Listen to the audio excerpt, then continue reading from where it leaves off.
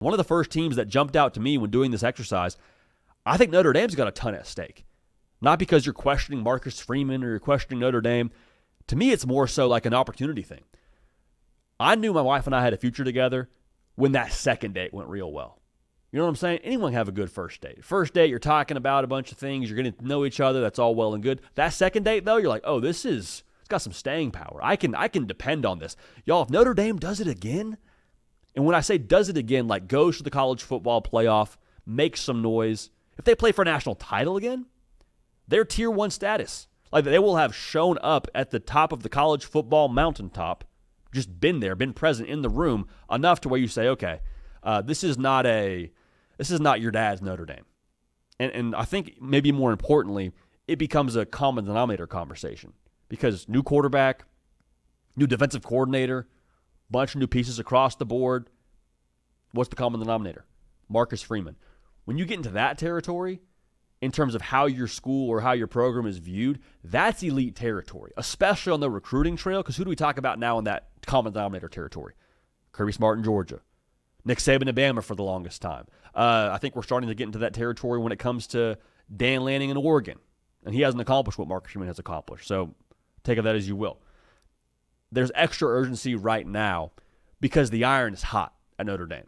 You have everyone's attention. Steve Wiltfong, who does a phenomenal job for the Rivals portion of what we do here at On 3, came on this show a couple weeks ago, maybe a couple months ago now at this point, and said that college football playoff run, it made Marcus Freeman famous. Like, it would hit very differently if Marcus Freeman and Notre Dame make the playoff again, but like in 3 years. Like, 2 college football playoff appearances in a span of 4 years doesn't really move me quite as much. But if you go back to back with all the different pieces at Notre Dame this year, I think it's very, very obvious what's happening at Notre Dame. It's very, very obvious that brand is being redefined. And that's the big part of this, like redefining what Notre Dame is under Marcus Freeman. This is a massive opportunity for that. Because we said this a lot during the playoff run, but like there's this narrative that for a while was associated with Notre Dame. Easy schedule. Maybe they'll make the 4-team playoff. We got 12 teams now that make the playoff for sure with that easy schedule they always have. And then they'll get to the playoff and get boat raced by a team from a conference, by Penn State, by Georgia. Notre Dame beat both those teams in the college football playoff.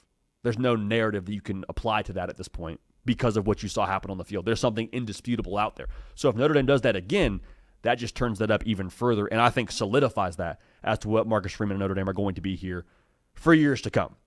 Because when Marcus Freeman starts recruiting, not just like in that top 10 range, but like they're pushing to get into that top 5 range, and I promise you, that will happen if Notre Dame keeps winning at the high level that they won at last year. That will happen.